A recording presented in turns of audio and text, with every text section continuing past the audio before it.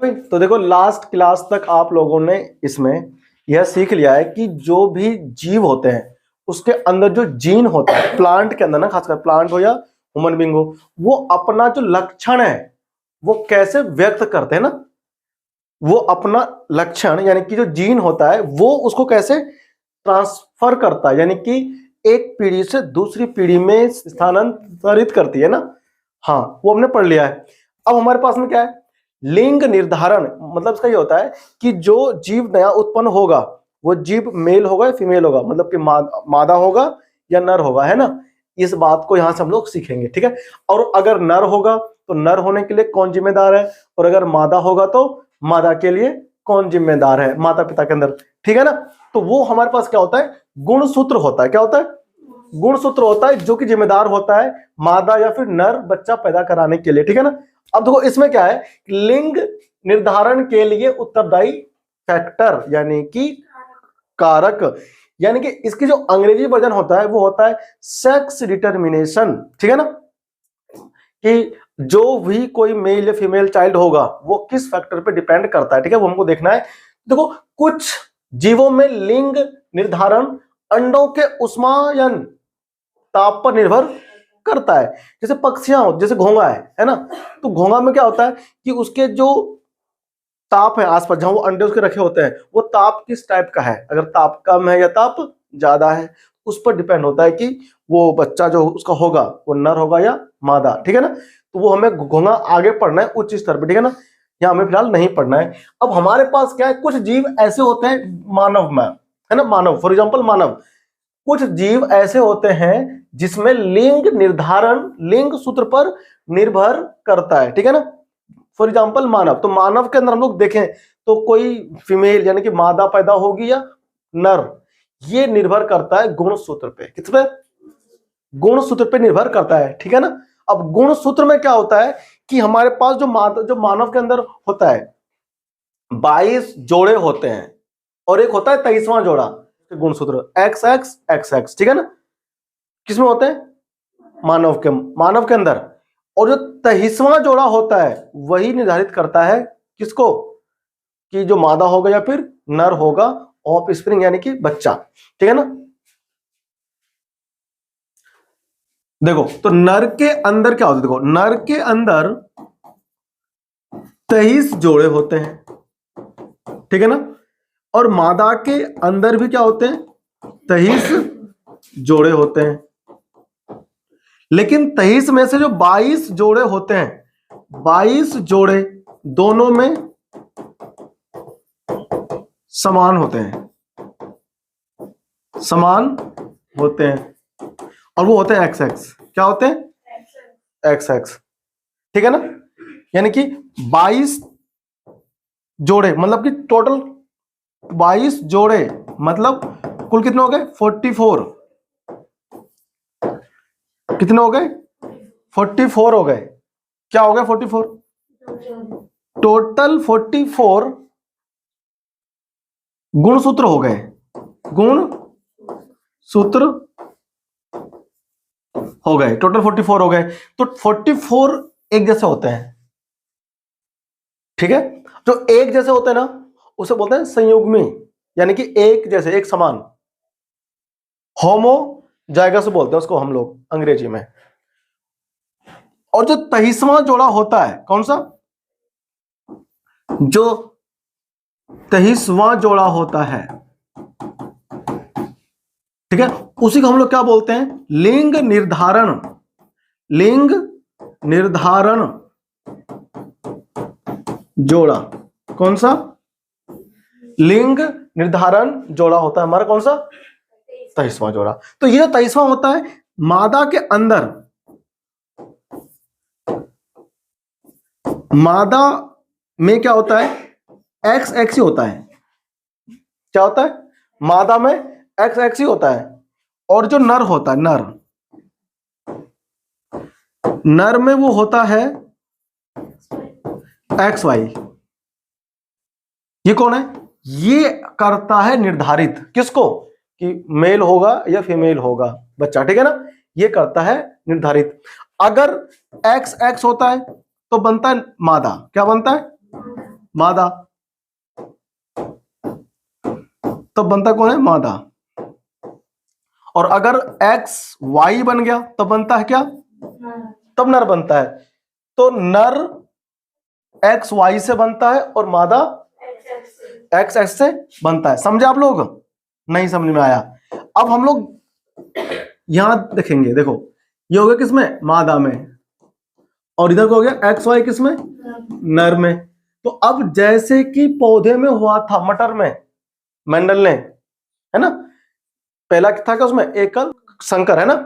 तो इसमें क्या होता है, यहां पर भी उसने मनुष्य के अंदर भी करके देखा और ऐसा बिल्कुल फिट पाया गया। देखो कि अगर x और x मिलेगा ऐसे, फिर x और y, ठीक है ना। अब फिर से यहां पे भी ऐसे ही x x मिल गया, ठीक है ना। और फिर से लास्ट में क्या मिला था? देखो x y। तो दो ही लड़का, तो इसमें हुआ क्या? देखो दो ही लड़की और दो ही, तो 50-50% चांस रहता है लड़की या लड़का पैदा होने का, ठीक है ना।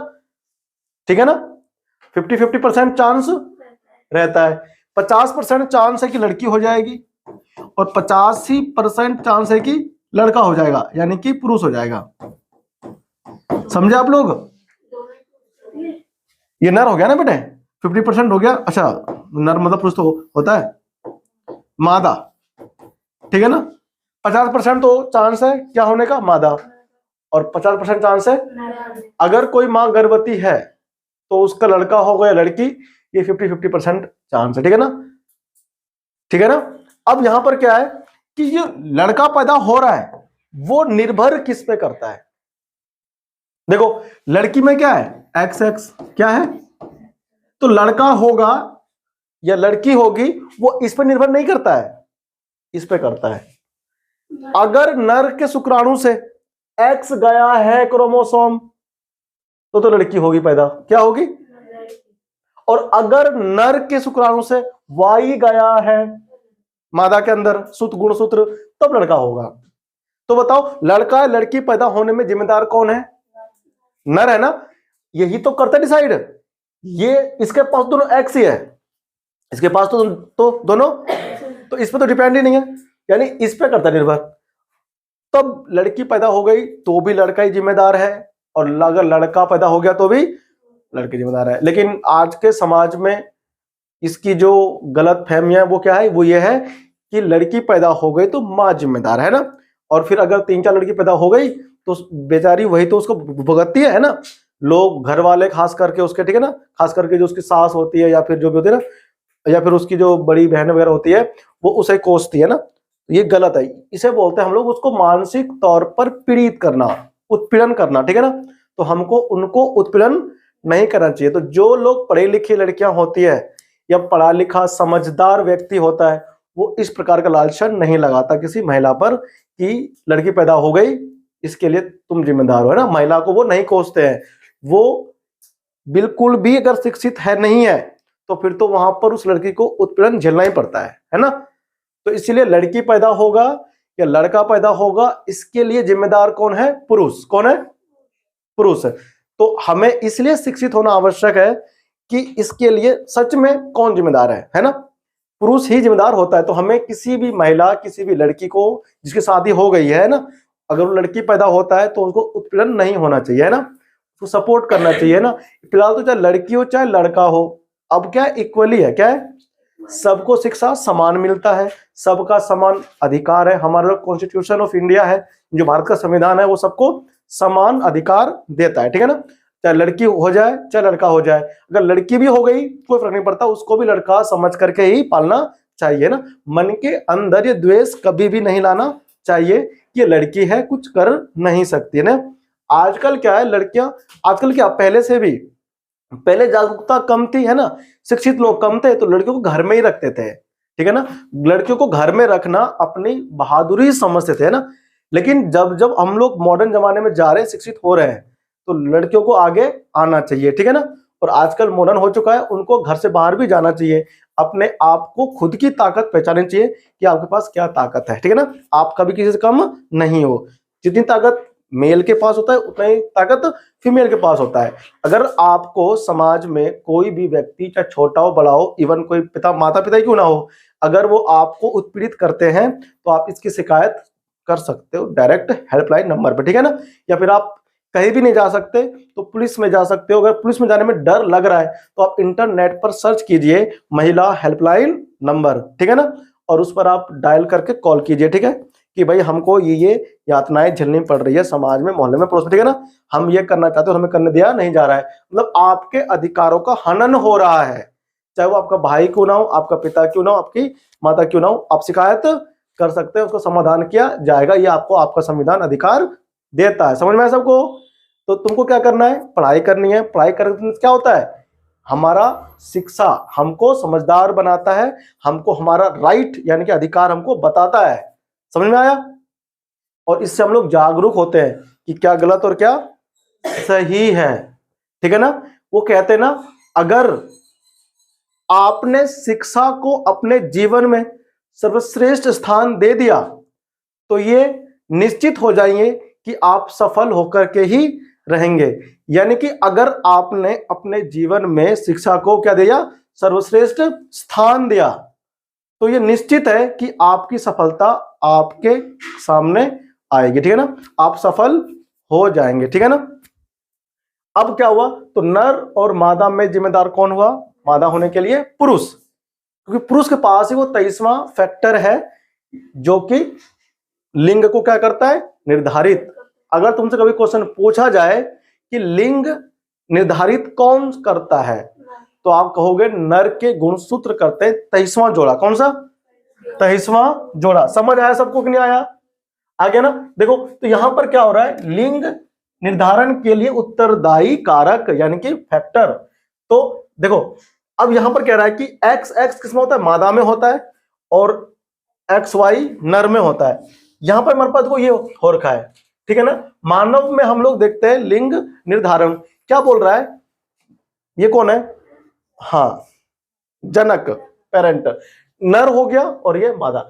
नर में क्या होता है, एक्स वाई होता है, और यहां पर एक्स एक्स, ठीक है ना। तो ऐसे क्या होता है, क्रॉस, जो मैंने आपको यहां पर करके दिखा दिया। तो 50% चांस है लड़का होने का और 50% चांस है लड़की होने का। तो आधे बच्चे लड़के एवं आधे लड़की हो सकते हैं। सभी बच्चे चाहे वह लड़का हो अथवा लड़की अपनी माता से एक्स गुणसूत्र प्राप्त करते हैं, ठीक है ना। तो माता से क्या मिलता है, एक्स गुणसूत्र मिलता है। अतः बच्चों का लिंग निर्धारण इस बात पर निर्भर करता है कि उन्हें अपने पिता से किस प्रकार का गुणसूत्र प्राप्त हुआ है। जिस बच्चे को अपने पिता से एक्स गुणसूत्र वंशानुगत हुआ है, वंशानुगत मतलब होता है कि उसकी पहली पीढ़ी से इस पीढ़ी में आया है, ट्रांसफर हुआ है, ठीक है ना, तो वह लड़की होगी। और अगर उसे वाई मिला है गुणसूत्र पिता से, तो वह क्या होगा, लड़का होगा, ठीक है ना। तो ये हमारा क्या था, लिंग निर्धारण किसके अंदर, मानव के अंदर। तो हमारे इस चैप्टर का एक भाग जो है ना वो खत्म हो गया है, ठीक है ना। कौन सा, आनुवंशिकता, ठीक है ना। और दूसरा क्या है इसके अंदर, जैव विकास। तो हम लोग जैव विकास को भी देखेंगे, ठीक है ना। उससे पहले हम लोग पीपीटी एक बार देख लेते हैं, ठीक है ना, किसका, मानव में लिंग निर्धारण का, ठीक है ना, ताकि आपको समझ में आराम से आ जाए कि क्या होता है पीपीटी के माध्यम से, ठीक है। आओ देखें भाई, तो हमारे पास क्या है, सेक्स डिटर्मिनेशन मतलब लिंग का निर्धारण, ठीक है ना। देखो पीपीटी में कैसे काम करता है, देखो आ जाओ। ये क्या है हमारे पास, मेल यानी कि पुरुष, यानी कि मादा। अब देखो टोटल कितने होते हैं, 46 होते हैं क्रोमोसोम। कितने होते हैं, 46 हो गए। 22 पेयर होते हैं ऑटोसोम्स। ऑटोसोम्स का होता है मतलब संयुग्मी, समयुग्मी मतलब कि एक जैसे वाले, ठीक है ना। मतलब 22 पेयर, बिल्कुल 22 पेयर का है, टोटल 44 होंगे, ठीक है ना। अब देखो ध्यान से, अब हमारे पास जो दूसरा आ रहा है वो क्या है, एक पेयर होता है सेक्स क्रोमोसोम यानी कि लिंग क्रोमोसोम बोलते हैं ना, जो लिंग को क्या होता है, निर्धारित करता है, ठीक है ना।